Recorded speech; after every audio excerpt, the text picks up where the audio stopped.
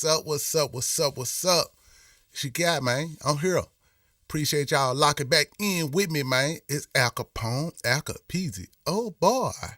Man, we getting it started ASAP and keeping it moving. And today, man, listen, I let the 1 year anniversary slip past me. It happened so fast, I didn't even, when I look back, I said, man, let me look at the first episode. I think it's been a year. I look back at it, I'm like, yes, it's been a year. I let it slip past. I think all the stuff that was going on with the upcoming Memphis Rap OG show, all that stuff, it was a lot going on, and I kind of let it slip past. So, yes, today, we just going to have a little fun and represent that 1 year, man. Your guy been pretty much consistent a whole year, coming on every Sunday at 2:30. And y'all been rocking with me, and I appreciate y'all rocking with me, in the comments, in the chat. I damn near know some of y'all now, you know what I'm saying? I see your names all the time, man. I feel like I know you. Let me turn this jump down a little bit. I'm hearing extra stuff that I don't want to hear. Just a little bit. But yeah, man, I'm starting to hear, I'm starting to know y'all a lot more. I know the names every time I see them. So that lets me know that y'all are consistent with me. So it's been cool to be consistent with you. It's a full year now. And, hey, I ain't stopping. You know what I'm talking about? I ain't stopping. So y'all just keep locking in with your guy. We're going to keep on getting you this good Memphis Rap History. And before I go to the chat, man, let's go and get the intro cracking. A little something like this. It's Al Capone, Al Capeasy. Oh, boy. Red on the beat. Hey, hey, hey, hey, hey, hey.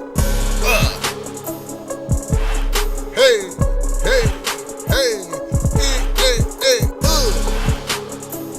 Big Memphis, man. Big Memphis, man. Yeah, yeah, yeah. Hey. Make you want to throw a couple of bows, you feel me? Yeah, man, you know what I'm talking about? This is good Memphis Rap History. And, that intro, it comes from, for people that don't know, comes from one of my songs called Memphis Pride, where I'm repping, the rap scene and a lot of people that played a big part in paving the way. And, hey, and it's John still bumping. Shout out to my guy Red on the beat. He the one made it happen. And, yeah, that John still hard to this day. So, shit, shout out to everybody that's locking in with me. Concrete Jungle, what's popping? Cavius, what's up, my guy? Seth, what's up, homie? Hey, we got Black Label. Hey, let me tell y'all about that Black Label, man. Yes, man. I'm on the tequila. You know what I'm talking about? And yeah, it's that. So shout out to Black Label, man. That tequila, man. You got me locked in. You hear me? Let's see. 666, what it do, man? What's up, Pop? What's popping with you? You did. But anyway, listen. I'm gonna get to an interview that was done. It's me, Frayser Boy, and Tom Skee Mask. Me, Frayser Boy, and Tom Skee Mask. We did an interview with my homie Kavuanjay.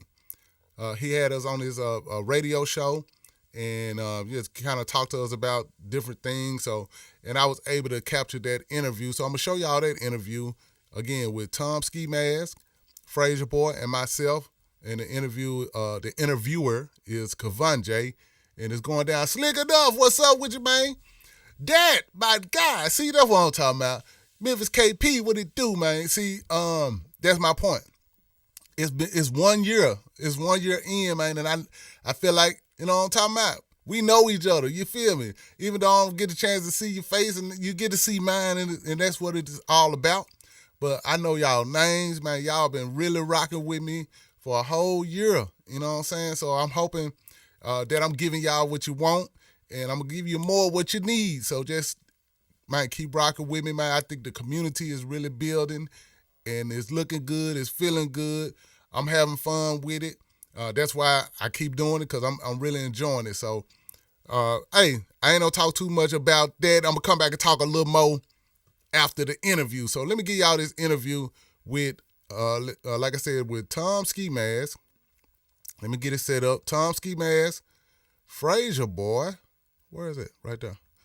Frayser Boy. Hold on, where you at? There it is. Boom. Tom Skee mask, Frayser Boy, and myself with the interviewer go by the name of Kavuanjay. So we're going to kick that interview off a little something like this. Where is it? There we go. Boom. Let's go. Let me just get y'all to introduce yourself. Let me go ahead. Okay. Academy Award winning Frayser Boy. All right. The crowd pleasing bandit, Tom Skee mask. All right. And it's Al Kapone, Al Capeasy, oh boy.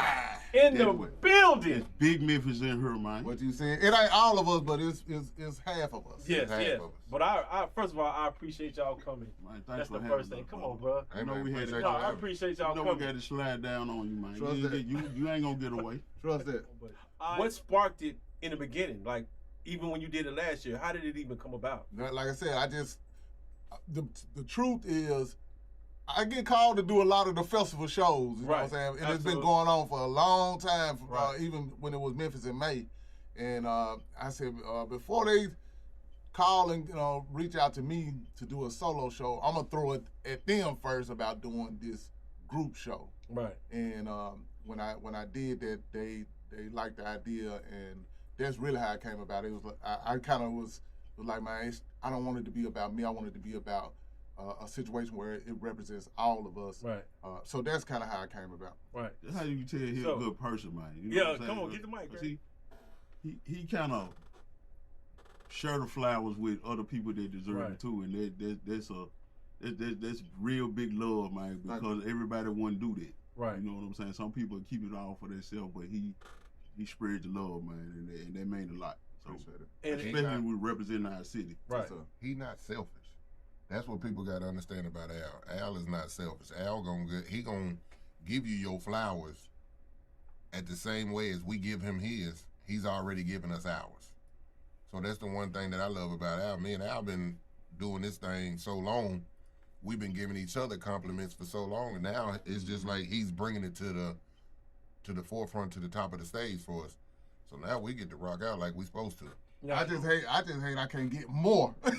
So, it's only so many you can get within an hour show. So, to give everybody at least a fair time to rock, it's only so many we can get on each show. So, like I said, every year we'll rotate a new group of OGs and keep it going like that. Then let me send a big shout out to let me pause Williams, man, because he did. Let me pause there right there, man, because that was really important. I really want to elaborate on what I just said there, and I'm gonna bring it back a little bit so we'll take it back from there. But the goal of the show that just happened is to show love to. It was my way of not putting the spotlight on myself, but showing love to other people. And there's only so many people that can get on each show because it's only 1 hour. And I'm saying this because I definitely have heard some rumblings going on about, how some people feel like they should have been on the show, or why this person ain't on the show and that person ain't on the show.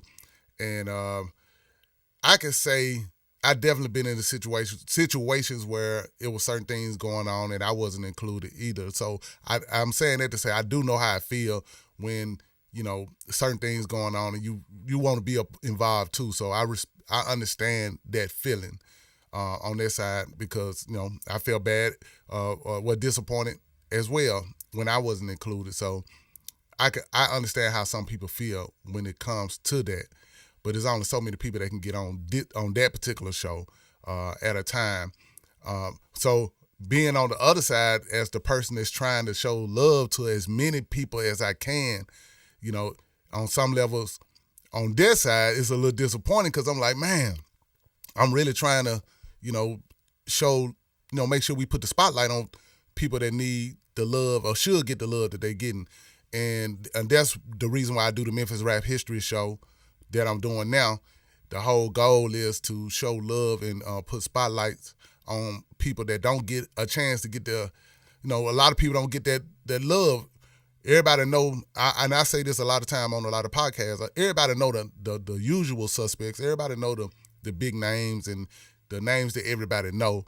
but a lot of times people forget that it was a lot of people that played a huge part, from rappers to DJs to promoters, managers, and so on, dancers, jukers, gangster walkers.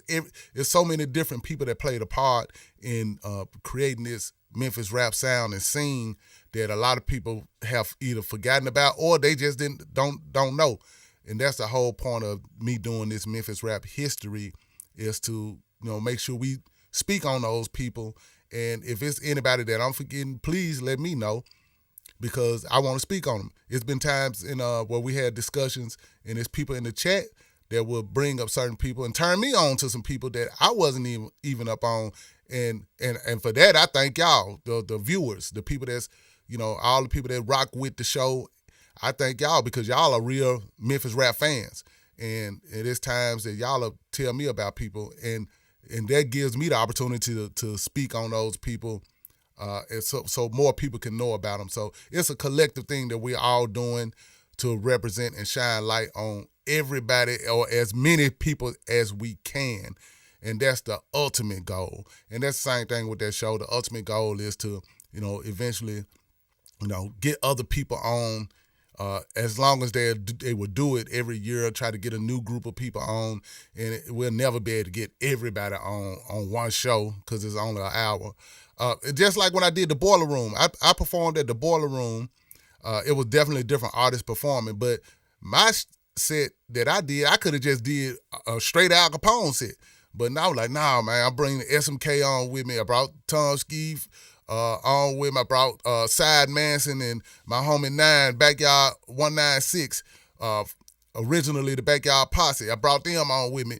And, I try to do it as much as I can. Of course, again, I can't get everybody, because there was some people I was thinking about, damn, I wish I could have brought him on or brought that person on, but it's only so much time you got to perform, and there's only so many people you can pull in. But I try my best. That's all I'm trying to say. I try my best to really represent and include as many of the pioneers as possible, and then I'm going to start showing love to the new generation too, because they keeping it going. And we still here. We still doing our thing too. So it's a big picture. At the end of the day, it's a huge, big picture. And bear with me as I keep trying to make it happen. And anybody that feels like they didn't get their chance, man, give us some time. I figure out a way, one way or another. And the truth be told, if anybody tried to do this, you'll never be able to get everybody at one time. So we'll eventually get there. Y'all keep rocking with me, and shout out again to everybody that supports my show, and everybody that's in the chats, everybody that's in the comments, that's making sure we shine light on a lot of different names and a lot of different people that played a part in making this Memphis rap sound and scene what it is and where it continues to be. I'm going to leave it on that note. We'll get back to the interview. I brought it back a little bit. And then I'm going to come to the chat and talk to y'all, a little bit more. But let's get back to the interview. And right here, you can get within an hour show. So, right. To give everybody at least a fair time to rock, it's only so many we can get on each show. So, like I said, every year we'll rotate a new group of OGs and, keep it going like that. Then let me send a big shout out to Pepper Williams, man, because he did this super huge show. What up, Pepper? 2017, I think 2017 or 18, where he brought like at least 10 or 15 together, and man, it was almost like a class reunion. The way it was a great look. So I want to shout out Pepper for doing what he did, and it was inspirational to see. So I'm so glad y'all in here today, because I wanted to say this part about what y'all been doing and how this whole thing been going. I remember, and this is, I think, a lot of the young artists missed out on this. I remember I was working at Cat's Music Store on Austin P. Highway. You going to spot? Yeah, on Austin P. Yeah. I remember when everybody was coming in the stores with their posters, and I was making the displays to hang up in the store. Love those displays too. Man. You know what? The one on Austin P, and it was you. Y'all had some of the coolest displays. Yes, sir. I appreciate it. I swear, on everything. It was two spots that had the best displays. Okay. It was yours, mm-hmm. and Pop Tunes Pop Tunes on Lamar. Yes. Yeah, shout out to Tam Anderson too, because me and her was putting together those displays in the store. But I feel that the young people, the young artists, missed out on that. When you go in the store and see your product and your craft come together, and you see it in a package, right? That's another kind of feeling, man. Then you just clicking on the internet, man. When you see your CD and it's next to some of those big artists that you looked up to. It's a surreal feeling, man. So I'm glad I was part of that era. So let me ask y'all this: how much? And I know, because I know young people say, "Oh, we talk about old school," and I know times and things have evolved. Yeah. But how much has it changed? How important do you think, when we was doing it like that, being able to say, "Hey, here's my CD." Yeah. I think times like that was important. Really, to be able to, this is my CD. Check me out. Let me know what you think. No, we didn't have social media, but we had that phone number on there or whatever else you needed. How important do you think, could that even transpire into something now? I know we in the digital age. Because you could build another kind of relationship when you hand to hand it, you know what I'm saying? Yes. You can talk to your people and sell your product, you know what I'm saying? It's just another kind of hustle. Right. You know what I'm saying? Then you just saying, getting a marketing team to put up your ad on the internet. Right. When you able to touch, shake hands, and kiss babies, it's different. It's a lot different. It's different. I'll let you. Did you want to answer? Because I'm gonna throw something in there too. Well, I'm just gonna say, of course, like Frayser just said, man, it's a different personal connection when you're able to, actually meet and greet your the people that support you, and you're able to sign an autograph and shake a hand and and do it that way. It's a different kind of feeling. But I will say it is pros to the digital age too, because it has you can reach out to more people at once. Right. Now, the sweet spot is doing both. And I think a lot of this is where the younger artists, I think, should learn from us is, yes, do the social media push, because that's very important. It's a bigger reach. But don't forget, hand-to-hand comeback actually just solidifies things just on a different level. So work both angles. OGs need to work both angles, and the young artists need to work both angles. And believe it or not, everybody's not on the internet. Yeah, exactly. Believe it. So let me ask y'all this: with all it's so many, and a lot of the young people, when you think of old school rap, okay, out of Memphis, you think of Frayser Boy, you think Al Kapone, you think Tom Skee, Mask, Zerk, A-Ball, and MJG. But people, Gangsta Pat. Yeah, people don't remember like Mr. N. Yeah. That's the beauty of every year adding new people, and that's another thing that I do. I got this podcast called Memphis Rap History. Yes, absolutely. And that is the goal as well, is to, because there's so many of us, a lot of people don't get recognized or in a way that they should, because the most part, people kind of go to the big names whenever they talk about Memphis rap, or even OG Memphis rap. They go to the big names first, and they forget it's like a whole foundation of people. Yeah, it is. And when you go down that rabbit hole there, Memphis it's a rabbit hole. You go down that rabbit hole, you're gonna find a lot of gems. Rappers, DJs, producers, promoters. Yeah. It's more than just the names that most people hear. And the goal is to start making sure other people get their flowers. Because you got to think about it. Yeah, you got Tom Skee, you got Al Kapone, you got Frayser Boy, but most people don't know Al came from a group. Men of the Hour. Men of the Hour. See, come on. People don't understand. People don't understand. Tila came from a group. Second level. Yep. So with DJ Just Born as the DJ. So there's levels to what we did and how we created it. Yep. Yeah. Yep. I was part of a whole team. It was DJ Squeaky and the Family. It was Tom Skee, Criminal Man, Yo Lynch, Thugster, Matt Kyle. Like, it was a list of us. And just because of that, just part of that, Al and them used to come over and mess with us too. So we had Al Kapone. Like, we all did songs together back then. Yep. That's how we created this monster of Memphis OGs. Yeah. Right. The Memphis rap sound in general. That's how we created it, because it was all of us. It was all of us. We all Al will come over, we'll do a song, then we'll go over there and do a song with Al, and then Frayser and them start hitting us up, then we'll go do stuff with them. Like, we still family at the end of the day. Right. Family don't always get along, but we still family. Yes, sir. Ain't no big eyes, little you. Yes, Nah, it's a team effort, and that's what we're doing. And that's why I thank Al all the time. He might get tired of me every time I say it. Every time I say it, I be like, bro, thank you. Thank you for y'all showing that love back. Come on, man. That's how it's supposed to be. Yeah. That's really how it's supposed to be. And that's real. And when you said rabbit hole, a lot of people don't know. In them cats days who used to come in the store, he wasn't an artist.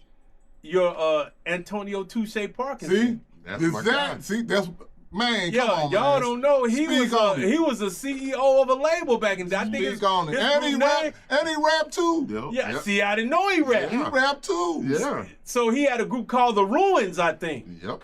back in the day. So Our state representative Antonio Parkinson. yup, was a CEO. We just talked to him last night. remember that. We just seen him last night. Wow. So has it always been how was it back then when you had so many artists that were being rappers, trying to be rappers? How was it as far as like, was there any gatekeeping or like, no, I'm gonna keep that for myself? Oh no, or like It was. It wasn't like that in the very beginning. Not the very in beginning. the very beginning, it was Lord. man, it was friendly competition. right. Friendly competition. You know, we heard each other's stuff. We were fans of each other's music, and we always were trying to, you know, of course, we want, you know, as a rapper, the goal is, you know, trying to make the best. So Right. if I hear something that Skee did or A-Ball did, and I'm like, man, they came hard. Now I got to go in there and make something hard. You know? Right. And vice versa.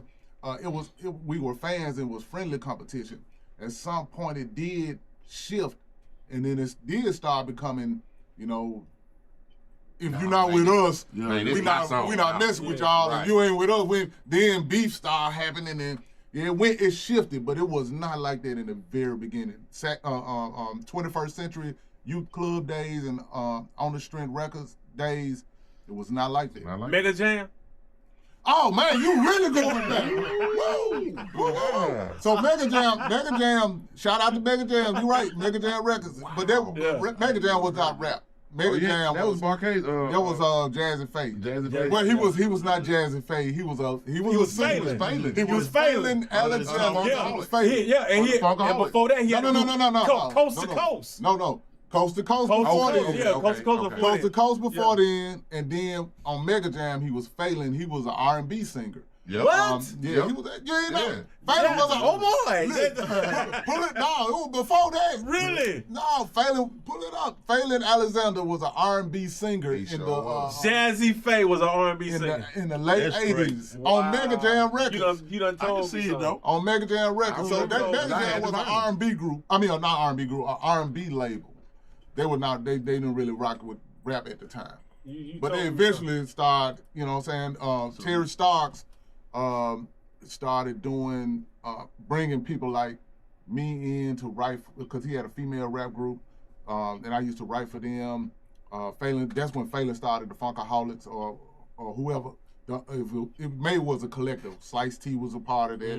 I'm trying to think what SMK was around Yeah, I remember during SMK, that time.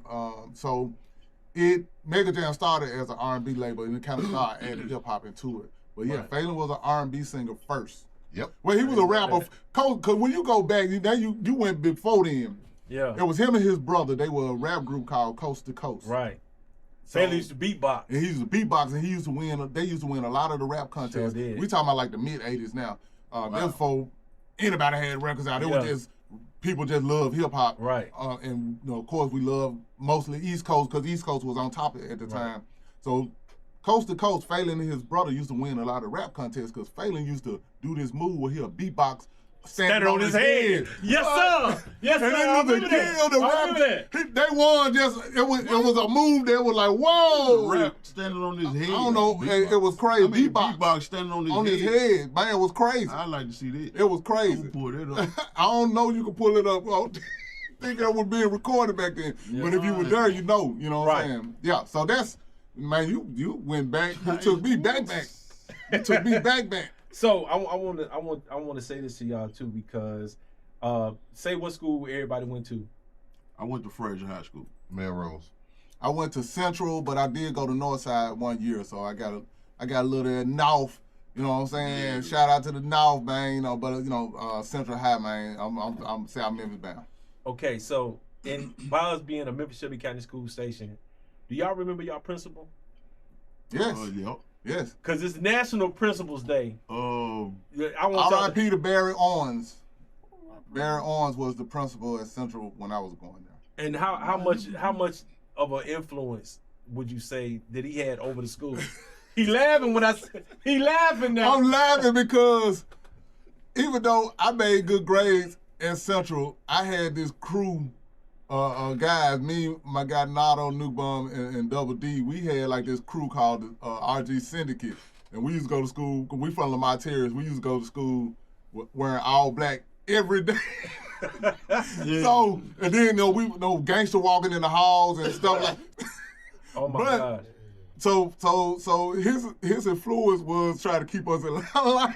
Yeah. But I flipped the script because I knew my work, so I used to do my work. So I was a straight A student and a menace at the same time. Oh, so you were tricking your friends thinking that you had them thinking you wasn't getting good grades when you were. When he had the new Yeah, I had the nouveau curl and the gold teeth, but I knew how I figured the formula out. Right. This is how you can make good grades but still be cool at the same time. Hey, and there's quiet as kept. Kids can't seem like they struggle with that these days. Mm-hmm. What about you, Frayser? You remember yours?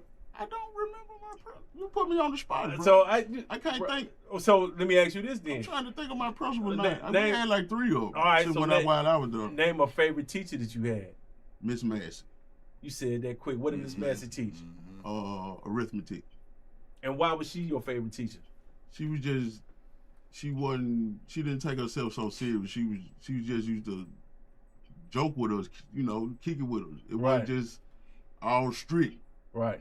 She got to know us, you know what I'm saying, personally. Right. And we all had personal relationships with her. Like, she'll help you on bad days, she'll help you on good days. You know what I'm saying? She was just, That's Miss important. Massey, just one of my favorite teachers.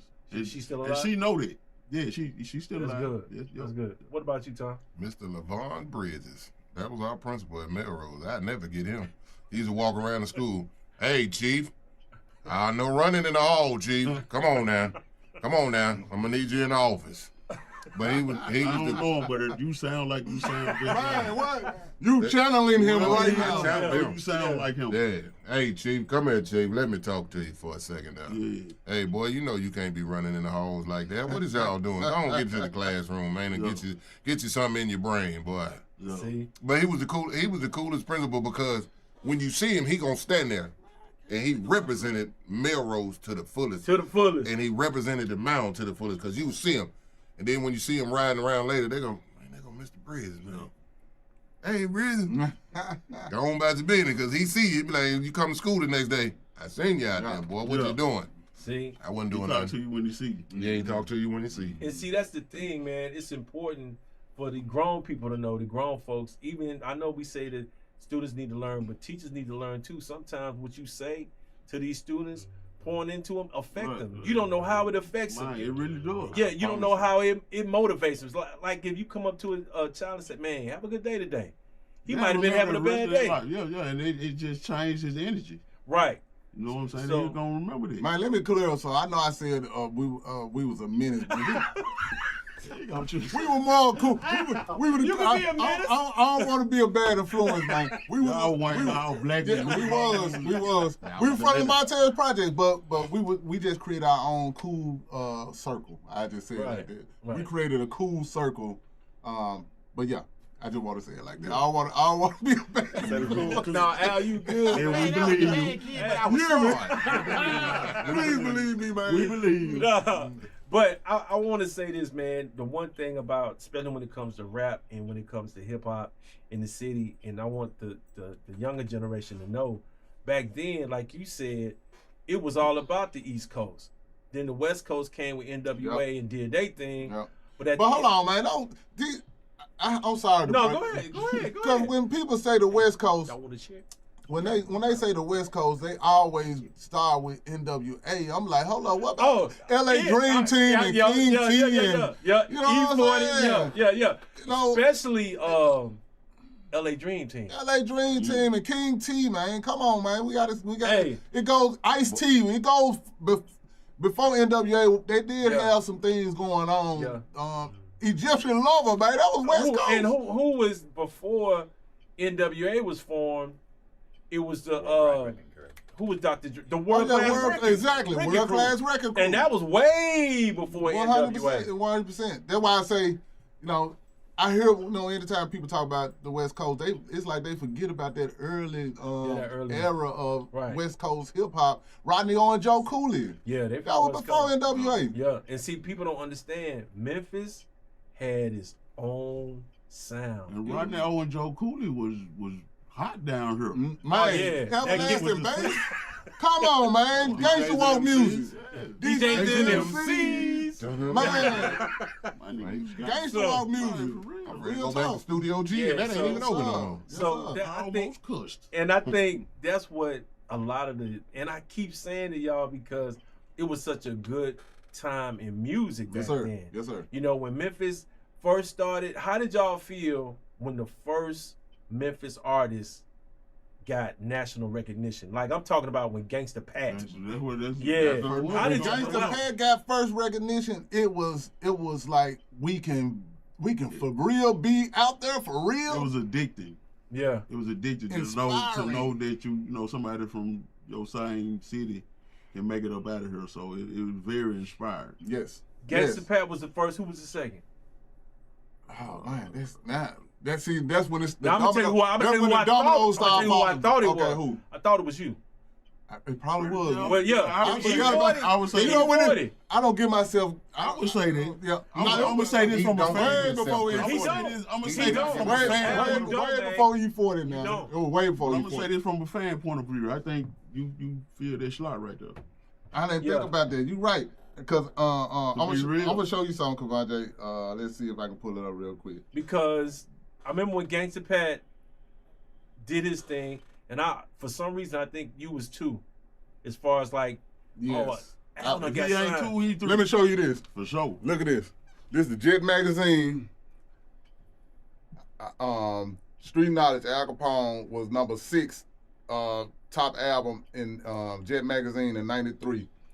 Whitney Houston, The Bodyguard, was number 1, and Dr. Dre, The Prodigal, was number 2. So check this out, y'all.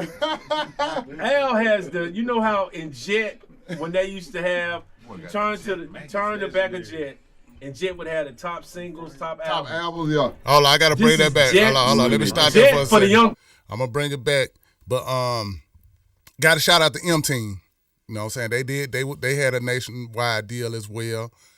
I'm trying to see who else had a nationwide deal.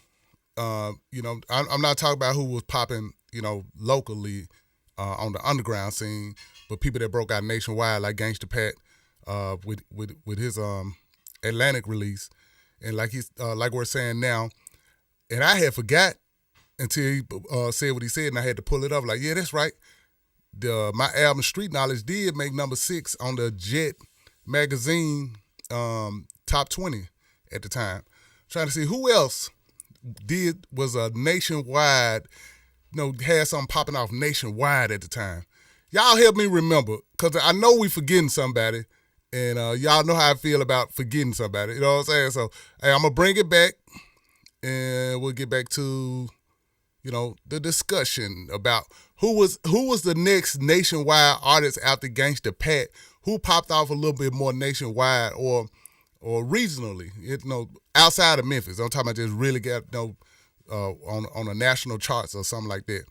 Because I'm sure I'm forgetting somebody. I'm sure we're forgetting somebody. But I was in there, man. You know what I'm saying? I ain't taking nothing for myself. I was in there. I'm gonna keep it 1,000, man. Your guy was in there, and I had to show the proof in the process.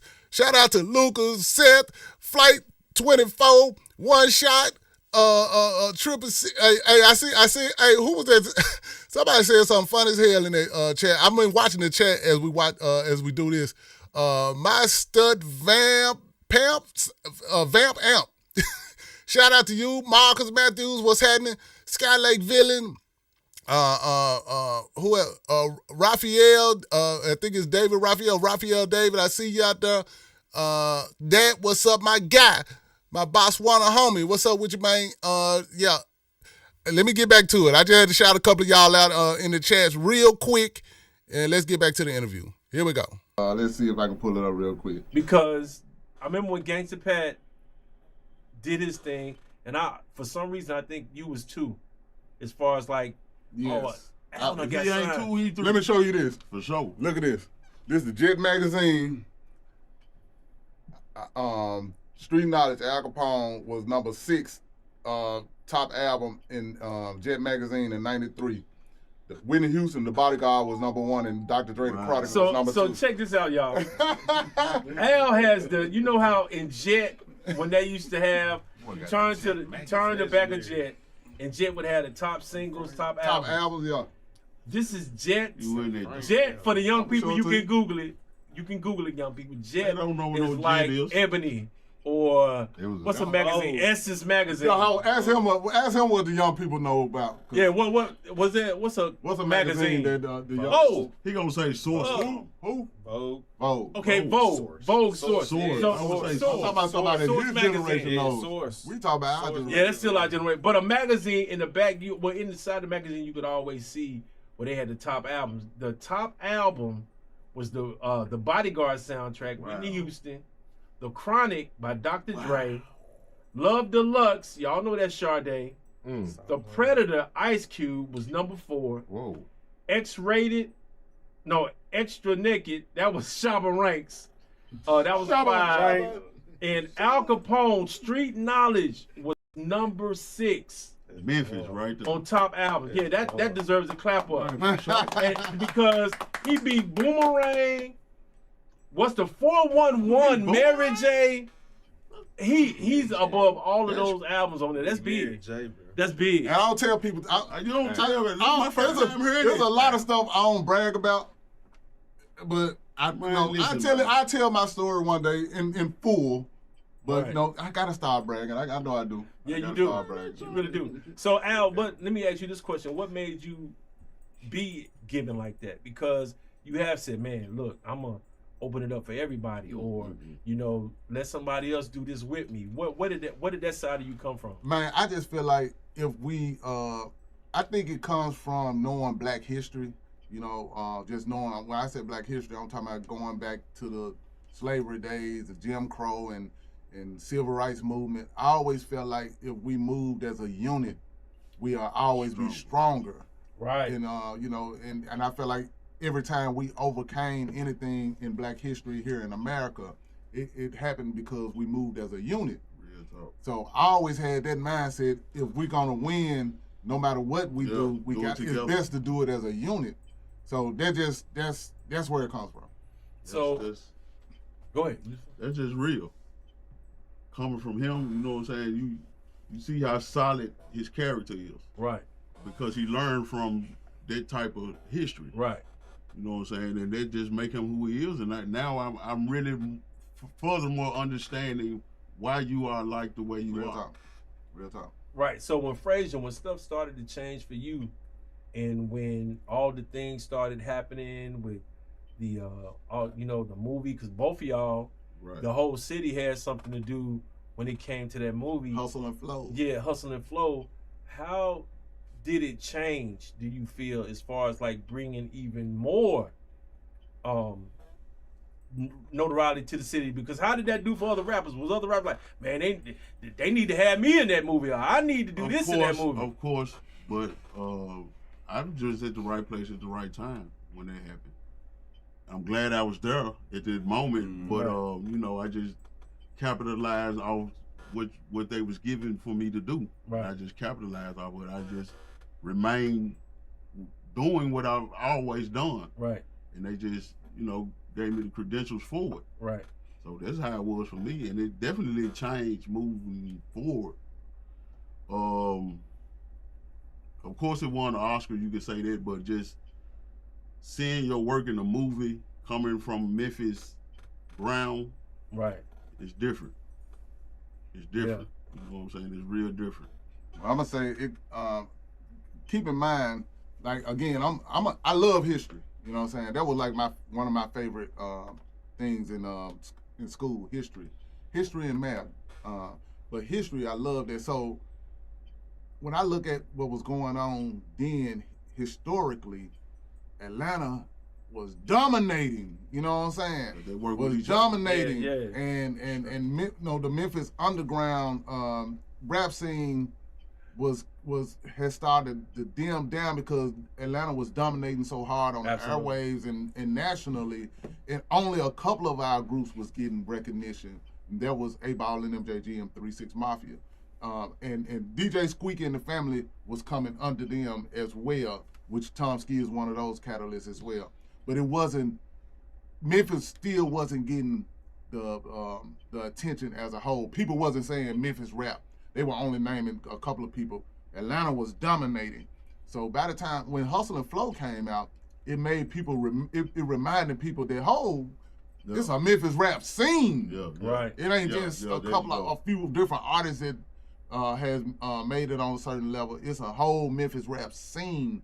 I feel like Hustle and Flow reminded people of the city of Memphis as a rap scene, opposed to just one or two to three artists. Right. That's what I got out of it. Right. At that particular time. Well said. In real life, and again, it goes. That's why I go back to if people know us as a unit, it is great for all of us.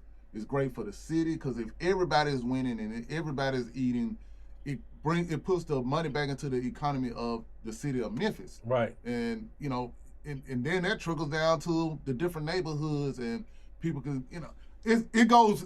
I see things on a whole different level of how we all can win. Side. But hey, the division just. And Memphis just a talent. Memphis is a talented city. Period. Just from whatever I could. If you play basketball, if you're a painter, or I ain't saying just music. It's just talented people, creative people in Memphis. It's just different the way we operate. You know what I'm saying? When we go at something, we go hard. And that's a good thing. Like with Tom, with you. You was saying people thought you was gone, but you saying you was out here touring. Tell the people how Memphis is received when you do go on tour and when you go to other places. Man, it's amazing because they love Memphis. And by them loving Memphis, and I'm part of Memphis, they love me. Right. They love the sound, they love the music. I can't get away from Too Wild for the World. As much as I'll try to move past that, that record is solidified, it is stamped. Trust. And it's just, when they hear it, they be like, oh no, I want to hear this song. Oh, I want to hear this song. Yeah. So you have to give them what they want, but also you got to give them a piece of you. Right. So it's just hard, man, with the music because I love what I do. And my song, the album will forever be what it is. Right. So, you know. Biggest lesson you learned when you drop your album in music, like when you got in this industry, what is your biggest lesson? Make sure you have all your paperwork together. Stamped it. I missed a lot of money by not having my ASCAP, not understanding the contract, so on and so forth. Like, make sure you got your business together because if you don't have your business together, this is the worst thing in the world because they'll tell you 90% business, 10% talent. As much as we love what we do, we still got to make sure everything lines up. And that be the thing. We love what we do so much, we forget. Yeah. Yes. Yeah. You know what I'm saying? We'll do this. This is something we'll probably do for free. Yeah. And I tell artists all the time, because I got 4 artists under my label, and I tell them, hey, make sure you got your paperwork together.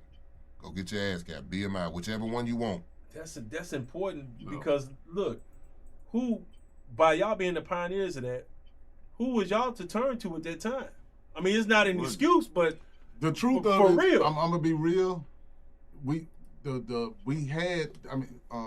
Our music scene was already rich before the rap scene came in. Right. So that whole Stax era, Royal Studio and High Records, you know. So I'm saying that to say that we did have people in the city that could have educated us, but I think that generation was so disconnected from rap.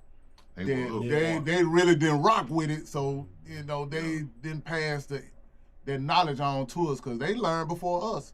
So we didn't have nobody to talk to or turn to because we didn't have that generation that connected with us unless somebody in that generation came from a family member. Like Gangsta Pat came from his daddy, Patrick Hall, who was a drummer at Stax Records. And there's other artists that had actual family members that come from that. But if you didn't have that, you didn't really have no connection with that era of music, artists, and business people. So if we had that, everybody would probably be in a way better position now. So now this is where we turn the page and start making sure we educate the next generation on, like what Tom Skee said, having a business together and paperwork together. And I would also say this: we need more people to want to be lawyers and want to be managers, because that is what's going to help the artists. That's right. We have the talent in Memphis is unbelievable. We got so much talent, it's crazy. We don't have enough people that work on the business side of it, and we need more students to know that the money is on the business side more than it is on the artist side. So we need more students to get into the business side of it, lawyers, managers, and everything in between on the business end of it. That education piece is really important, and what you said is big too, because young people that want to get into business, they think just being on the microphone, being in the front, is where all the money is. But that's really where the least money is. Yeah, behind the scenes, getting that education, management, lawyers, stuff like that. Stuff like that, I feel like doctors, you always gonna need a good lawyer for something. Yes, sir. Always. Yes, sir. You know what I'm saying? For something. So I know y'all got a lot going on. We could do this all day. I don't want to just, because I know y'all had to split up today, but I wanted to, Tom, tell a story that was fun. Your funniest story when you was a rapper, when you came in contact with another artist, or just something that was funny that happened when you was an artist. So, I'm in Houston, Texas. Me, Squeaky, and them. This is when we did the album. And I'm in the record store. I'm always in the record store. I'm like Al, history. I love music. So I'm in there and I'm looking through something and somebody come tap me on my shoulder. I turn around and it's Scarface. The Scarface from the Ghetto Boys. He's like, hey man, dude over there, what's his name? The big dude, the bright dude. And I turn around, Squeaky over there laughing. He just sent him over there to touch me on my shoulder to ask for a pen. I'm like, bro, cut that out. Y'all already know I'm a fan of everything. Right. When it comes to music. Right. Whether it's R&B, rap, gospel, whatever. But an artist to come up and touch me and ask me for a pen, I was like, well, y'all funny though. Y'all real funny. Because he caught me off guard. We was in the mall. He caught me off guard. I was like, wow. That's when I knew I was somebody different. Right. I knew then I was somebody different. I'm like, oh, this finna be one hell of a ride right here. Favorite hip hop artist in the game? Rakim. Ooh, he said that. Right, so fast. He said that so fast. Top rapper Rakim? Top. Oh. That's the reason why I rap. Him and Heavy D. That's what I'm gonna say. You ain't gonna say your boy. Are you a Heavy D fan like that? He always talk about Heavy D. I got all Heavy D was the game. Hey, Heavy D. I got all Heavy D records. Hey, Heavy D I was still got something I got the CDs. I got a CD bag full of nothing but that. Oh, you a fan like that? I'm a fan for real. I still got the Overweight Lover cassette tape. I go back that far. I cassette tape. Yeah, I'm gonna tell you how far I go back. When we used to put the artist stuff out, tapes was $8.99, CDs was $11.99. That was our sale price. $16 regular price, and we had the top. This is at Cats. Prices right there. This is at Cats Music. We had a top 10, and we would put the top 10 selling CDs in that display. Streaming a cent on a cent. Right. Man, under a cent. It's ugly. Like, man, we got it. We gonna talk about that. Favorite, your funniest thing that happened to you in the music industry. Which one? I'm gonna tell the story. This story ain't funny, but it's just one of them random nights. Like you wake up the next day, like, what did the Will Smith one? Okay, me and Paul, DJ Paul was in LA in Crunchy. We was in LA this night. on Sunset, whatever the main. Boulevard. Yeah, we was on Sunset Boulevard. We went to this club. It was me, Paul, and Crunchy. So I'm standing on one side of the club. I see Paul standing on the other side. It's this shadow walked up behind him. I'm like, man, who is this walking up behind, bro? He emerged from the shadow. It was Dr. Dre. Wow. He was by himself. He tapped Paul. I'm like, damn, it's Dre. Okay. He told us, he said, man, y'all want to ride with me? Well, come to my little spot. I got a little special spot. And he had it's like a restaurant down the street, a bar and grill, but it wasn't nobody there. The chairs were flipped on the table. And guess who met us there? Who? Mike Tyson. And His from the Streets. Remember His from the Street? Yeah. I Need Money? Yeah. And him. It was just a random night, and it wasn't nobody in the restaurant. He had the keys to it. And he was letting us hear Get Rich or Die Trying when 50 was working on it. Wow. To get our opinion. And he was like, we were like, man, yeah, 50, whoever 50 is, he finna be him. Wow. He was letting us hear Get Rich or Die Trying when he finished it. Wow. That's big. That's bigger than the Will Smith. Mike Tyson was sitting in between us on that. Me and Crunch and Mike Tyson, cool. It was just a random night. I ain't gonna and say y'all it was listening funny. to Get Rich or Die Trying. The next day I woke up, I was like, man, just with Mike Tyson and Dr. Dre, listening to a Dr. Dre radio, it was just random, man. It's just one of them. Wow. All right, Wow. Al. Man, like Frayser, it's so many, it's crazy. I just go to this one. When I was coaching Terrence Howard to do the raps to Whoop That Trick, after he learned the lyrics from listening to what I laid down first, and he started out like, he wasn't putting the energy into it at first, and I'm like, no, man, you gotta come.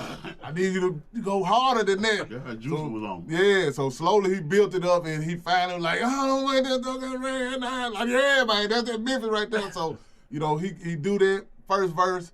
You know what I'm saying? Then he do it again, second verse, and I'm not letting, pick it back up, And by the time he got to the third verse, he was struggling in because I guess he pushed so hard on his vocals. He was barely getting that third verse out, but he finally got the third verse out, and he by that time he didn't have a voice, so he didn't get a chance. He technically was supposed to do the Whoop That Trick chance too, but he didn't have a voice, so they were like, no, just keep Al's voice on the chance of Whoop That Trick. But watching him come up out that mic booth like drenched in sweat, like he just came out of a storm. And that was so funny to me. I like, welcome to being a rapper, sir. Welcome to being a rapper. Yep, I promise you. Hey, man. A Memphis rapper, a turned up Memphis rapper. You did. Hey, man, I really want to thank y'all, man, for coming through today. I appreciate y'all, man. Come on, anytime, man. You extended family, man. Come on. Anytime I call, y'all come through. For I sure. appreciate it. Tom Skee, man, I think the first time I had seen you in a long time, we was at the video shoot for Al when he was doing the Whoop That Trick 2.0. At Ghost River. Yeah, at Ghost River. The first time I met Frayser, it was back at the other radio station I was working at. In Were they cats? No, it was before. It was after that. No. I saw you in Cats once. I saw you the first time we actually talked. Yeah. Was at the other radio station. Al, I don't remember the very first time we met. When it might have been at the other radio station. Yeah. When you came in and you let something slip and you were like, "Oh, my bad." We were live on the radio. That was my first experience with Al. He's like, "Oh man, my bad." I feel bad too. I was like, whoa. But no, man, I just want to say, man, I love y'all for real, man. I appreciate y'all Thank you, coming Thank through, you. man. Y'all are always VIPs, bro. Whenever y'all Yeah. got something. And before we go, I want y'all to tell everybody what y'all got. Hold on. What? I'm not letting you get back this. Did y'all know Roxanne Shante? I know. I knew what you were finna say. Okay, you knew. Oh, he went Did you know there. Tom? No. He went That there. messed me up. I said, You used to date who? He said so calmly too. Roxanne Shante. Oh, he Come went on, there. bro. I knew what you were finna say. Hip hop legend. Kavuanjay. I'm just saying that to say, I'm sorry. I hope I ain't get you in trouble. Nah, you good. But I'm saying that to say that Kavuanjay has been deep into hip hop forever. You know what I'm saying? He built for this. Yeah. He's a real historian. Roxanne Shante. Yes, man. Roxanne. That man right there. Yes. Yes, that guy.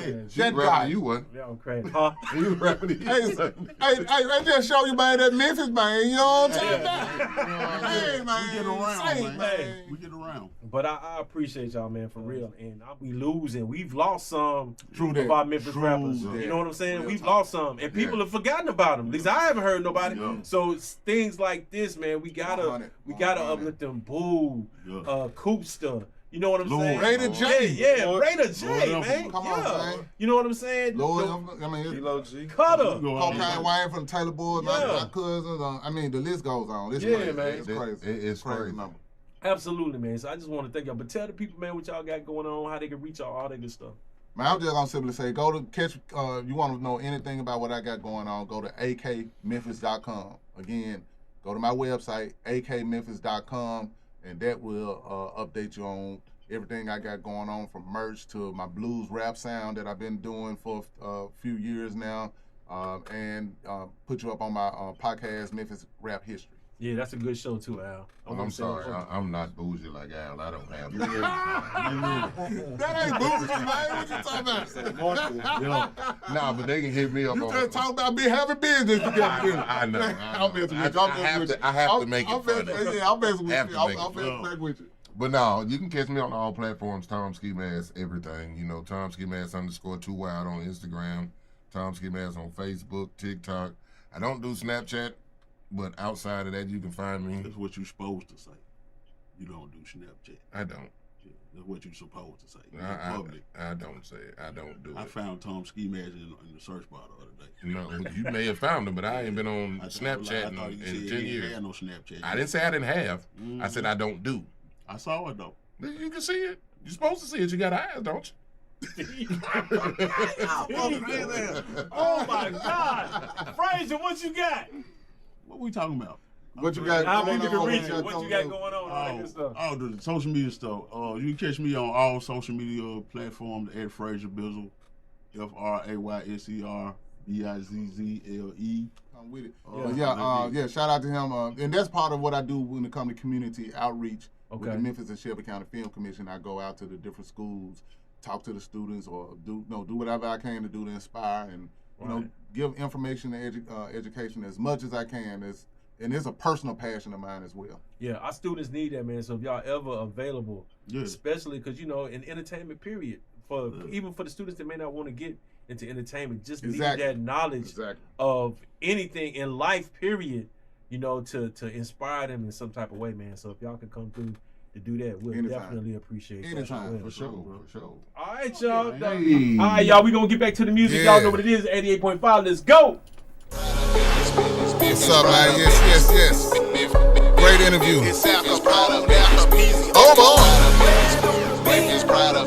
right, I will stop there, man. Hey, appreciate y'all locking in and checking out the interview. That was a real cool interview. Frayser Boy, Tom Skee Mask interview with and our interviewer Kavuanjay. It was a real good interview. A lot of good stories. The story about Scarface tapping Tom Skee on the shoulder to get a pen. The story about Frayser Boy in L.A. with DJ Paul and Crunchy Black, and Dr. Dre just came up and told Paul, man, come, let's go kick it at this restaurant. He wanted to play some new music. And the new music Dr. Dre was working on was 50 Cent's Get Rich or Die Trying, and Mike Tyson, hanging out with, cool, crazy stories. And speaking of, I got a real cool Mike Tyson story too. I was in New Orleans with E40, and we all went to a Baby from Cash Money, Baby and Slim. We went to a Baby house. Man, the garage had so many fresh cars in there, junk. But we there. Mike Tyson was there with us too. I got a picture that I think I done posted it. I think if you go in the picture section, you'll see a picture of me and Mike Tyson and E40. But that was at Baby's house in New Orleans, and we were just hanging out talking, and Tyson was super cool. You know, yeah.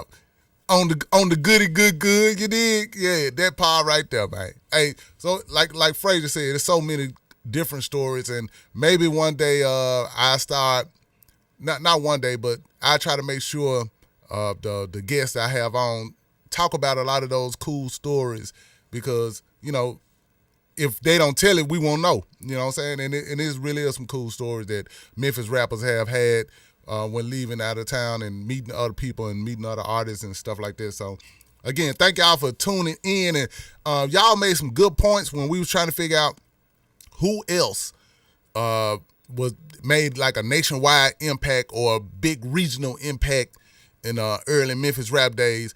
And y'all mentioned SMK 100%, because that Gangsta Walk with SMK and Kid Money, that was a big record. So SMK was a good one. Endo G and Lil Blunt, they was on Luke Records. Definitely was huge, and that was I remember the video getting played on we call it jukebox. It was before MTV was really supporting rap like that, especially Southern rap. They definitely went on rocking with Southern rap like that. But we had this channel called Jukebox, where you can, I think, pay like 99 cents. It was something if you want to see the next video to come up. And Endo G and Lil Blunt, that Blame It on the Funk was in heavy rotation on that show. So yeah, y'all, I'm so glad y'all brought that up. Freak Master, Give Me What You Got for a Po Chopper was a huge record. You know, in Memphis and outside of Memphis, that was a big record. It was a remake from DJ Jimmy, so shout out to the NO. You know, I always gonna keep it 100 and give credit what credit is due. But Freak Master had a huge record. Let me see who else y'all name. Of course, Ballin' G, man. Come on, you know that goes without saying, but we gonna say it. You know, Ballin' G for sure. Was one of those early groups that just really broke out in a major way outside of Memphis.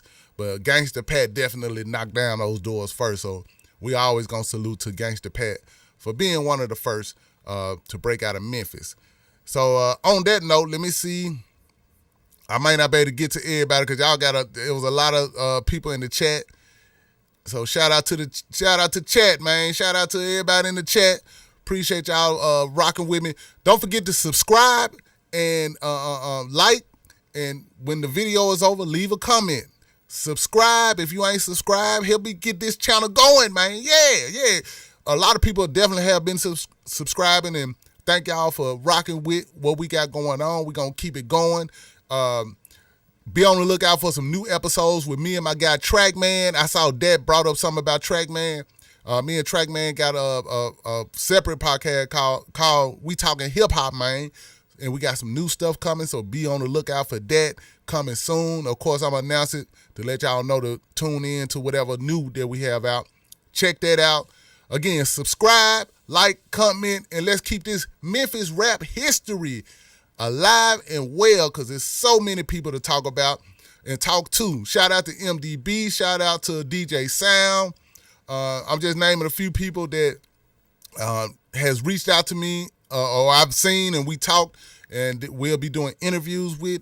I got the new interviews podcast set up looking real good, so I think y'all gonna dig the new look. So hey, that's what it is, man. Shout out to y'all. Thank y'all I'm always gonna thank y'all for tuning in and rocking with me and spreading the word, letting more people know to check out this Memphis rap history. We 1 year in, man. 1 year anniversary, man. You feel me? So on that note, Slicking Up, hold on, let me see what Slicking Up just said. He said, yeah, I know there's an annual Rock the Bells cruise with various artists from, man, ooh, Slicking Up, I like that. And think about this.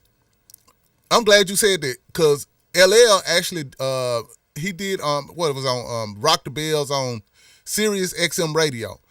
He was doing like spotlights on cities on XM, and he did one on Memphis. So that possibly could, man, good thought. I'm glad you brought that up. So we'll see. Hey, that's what you said. What the little thing, the little emoji? Yeah, good thought. All right, man, I'm about to get up out of here. Wifey done cooked a beautiful dinner, and I can't wait to get to it. You know, I'm a foodie. For y'all don't know, I'm a foodie. You know what I'm saying? I might not look like I'm a foodie, but I am. And I can't wait to get to it and about to get to it. Much love again. Salute.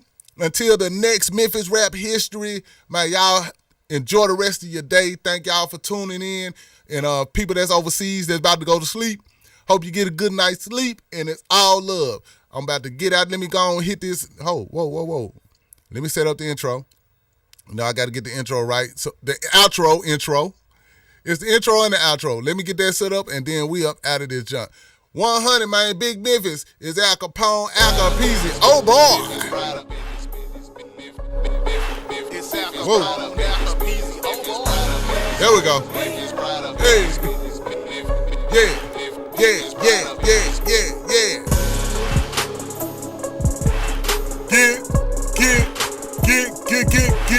Get, boy.